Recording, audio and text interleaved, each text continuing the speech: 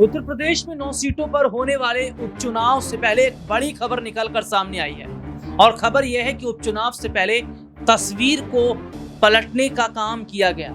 और कैसे उपचुनाव से पहले तस्वीर पलटी है और करहल सीट पर जिस तेज प्रताप यादव की ये कहा जा रहा था कि बड़ी संख्या में जीत होगी, कई लाख वोटों से जीतेंगे, अचानक ऐसा क्या हो गया कि तेज प्रताप यादव की मुश्किलें बढ़ रही हैं। अचानक यादव परिवार जो है वो कहीं ना कहीं घबराता नजर आ रहा है। और योगी आदित्यनाथ के करहल में रैली करने के बाद अनुजेश यादव का परिवार उनके लिए समर्थन कर रहा है, और वो भी डोर टू डोर प्रचार। ये उत्तर प्रदेश के उपचुनाव से पहले की बड़ी खबर जिसने समाजवादी पार्टी के कैंप में सनसनी मचा दी है। और इसी मुद्दे पर आज हमारे साथ बातचीत करने के लिए मौजूद है हमारे खास सहयोगी अमन सर। सर, बहुत बहुत स्वागत है इस प्रोग्राम में आपका। सर, उत्तर प्रदेश के उपचुनाव से पहले हम ये चर्चा भी कर रहे थे कि जहां हम देख रहे थे कि पूरा यादव परिवार तेज प्रताप के लिए, शिवपाल यादव भी, डिंपल यादव भी, अखिलेश यादव के बच्चे भी प्रचार प्रसार कर रहे थे। हम देखते हैं कि शिवपाल के जो बेटे हैं आदित्य, वो भी जो है प्रचार प्रसार करते नजर आए। लेकिन अनुजेश यादव की तरफ से कोई यादव परिवार का नहीं खड़ा था। लेकिन ये कहा गया कि जो अपर्णा यादव खुद बीजेपी में रहकर ये कहती है कि किसी को तो ससुराल पक्ष को सपोर्ट समर्थन करना पड़ेगा। लेकिन जब योगी आदित्यनाथ करहल में प्रचार प्रसार करने उतरते हैं, उसके बाद खबर आ जाती है कि अब डोर टू डोर कैंपेन शुरू कर दिया गया और यादव परिवार की तरफ से शुरू किया गया। और सर, ये एक बहुत बड़ी खबर है। और ऐसे में जो एक तरफा चुनाव कहीं ना कहीं तेज प्रताप के लिए माना जा रहा था, वो अब बहुत बड़े हद तक टक्कर का दिखाई दे रहा है। देखिए, जाहिर बात है करहल की हम बात कर रहे हैं, बिल्कुल इसमें कोई दुराय की बात नहीं कि बीजेपी ने जिस मंशा के साथ में अनुजेश को उतारा, तो मंशा स्पष्ट थी कि भाई यादव वर्सेस यादव कैसे किया जाए, या फिर यादव परिवार वर्सेस यादव परिवार कैसे किया जाए। इसको लेकर उन्होंने अनुजेश यादव को उतार दिया।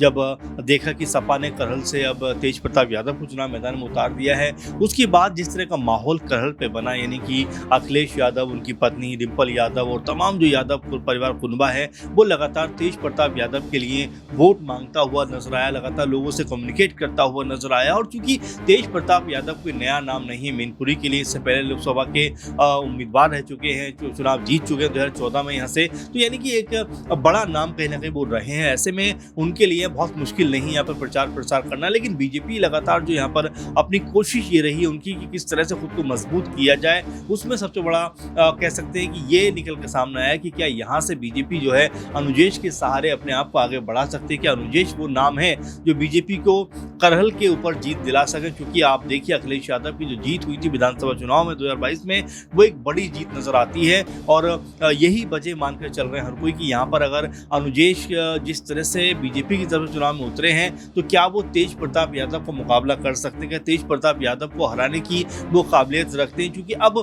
ये मामला बड़ा दिलचस्प हो गया। ये जो कह सकते हैं कि आपस में जो मुकाबला ये बड़ा दिलचस्प हो गया, क्योंकि यहाँ पर यादव वर्सेस यादव की लड़ाई देखने को मिल रही है, यहाँ पर परिवार वर्सेस परिवार की लड़ाई देखने को मिल रही है। और बीजेपी ने जिस तरीके से यहाँ पर अनुजेश को उतारा है, उसके बाद कि अनुजेश कोई बड़ा इम्पैक्ट छोड़ सकते हैं, सारी की सारी बातें इसके ऊपर होती हुई नजर आ रही है। शुरुआत में ऐसा लगा कि उनकी पत्नी और उनकी माँ जो है वो भी उनके साथ में नहीं खड़ी हुई, लेकिन अब लगातार सुनने को मिल रहा है, देखने को मिल रहा है कई जगह पर उनकी माँ जो है प्रचार प्रसार करती हुई नजर आ रही हैं। उनकी जो वो कह सकते हैं कि पत्नी है, वो भी चुनाव प्रचार कर रही हैं। लेकिन क्या इसका वास्तव में फायदा अनुजेश को होने वाला है, या फिर इसका भी कोई नेगेटिव इम्पैक्ट उनके ऊपर पड़ सकता है? क्योंकि यादव वोट बैंक है, लगभग 1.5 लाख के आसपास इस सीट के ऊपर आता है। और यहाँ से अखिलेश यादव, उनसे पहले उनके पिता मुलायम सिंह यादव को जनता बहुत मानती है, बहुत पूछती नजर आती है।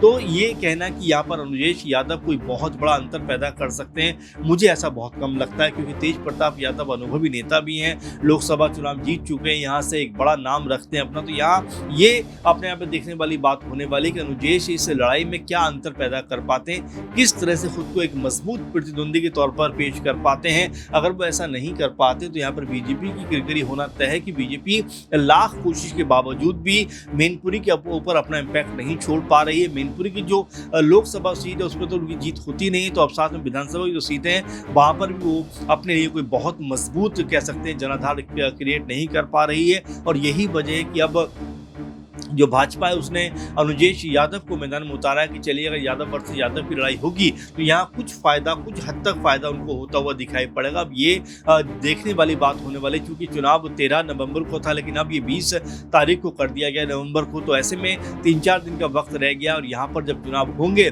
उसमें जनता क्या फैसला करती है 23 तारीख को ये भी स्पष्ट होता हुआ नजर आएगा।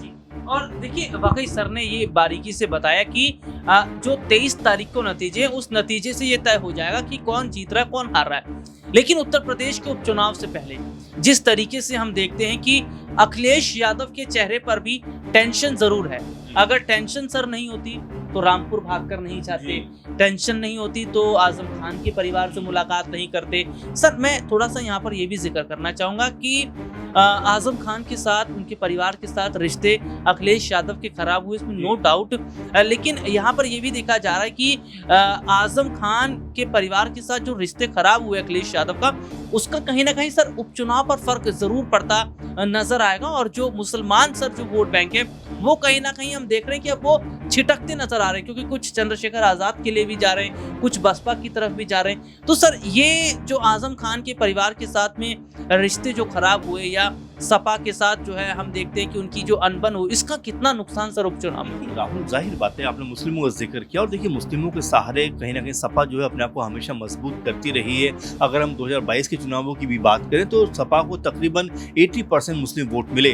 2024 में जो लोकसभा चुनाव हुए उसकी बात करें तो लगभग 90% वोट जो मुस्लिम्स के थे वो सीधे तौर पर समाजवादी पार्टी को मिले। लेकिन जिस तरह से आपने शंका जाहिर की है कि आज़ाद हो या मायावती हो या बाकी तमाम दल हो, कोशिश में लगे हुए किस तरह से मुस्लिम वोट बैंक पे सेंधमारी की जाए। लेकिन देखिए सब कोशिश तो कर, लेकिन जिस तरह से अखिलेश यादव ने 9 में से 4 सीटें मुस्लिम प्रत्याशियों के हवाले की हैं, वही बताने के लिए काफ़ी है कि भाई मुस्लिमों के हितैषी वो हैं, वो मुस्लिमों को सर्वोपरि रखते हैं, सबसे आगे रखते हैं। और आप देखिए कि जिस तरह से हम चाहे जो है पूर्वांचल सीटों की बात करें या फिर जो जिस तरह से पश्चिम की बात करें, यहाँ पर जिस तरह से ताना बाना बुना है अखिलेश यादव ने, उनको वो काफ़ी हद तक फ़ायदा पहुँचा सकता है। आप देखिए चाहे वो जो हम देख रहे हैं कि चाहे वो सीसामऊ की सीट हो, खैर की सीट हो या एक तरीके से करल की सीट हो, मजवा की सीट हो, तमाम जो सीटें हैं उनके ऊपर किस तरह गणित बैठाते हुए नजर आते हैं। और यहाँ साफ संदेश वो देना चाहते हैं कि पीडीए का नारा जो उन्होंने दिया था उस पर वो बदस्तूर कायम है। आजम खान से मुलाकात वो उनके परिवार से आकर करते हैं और ये संदेश देने का प्रयास करते हैं, कोशिश करते हैं कि भाई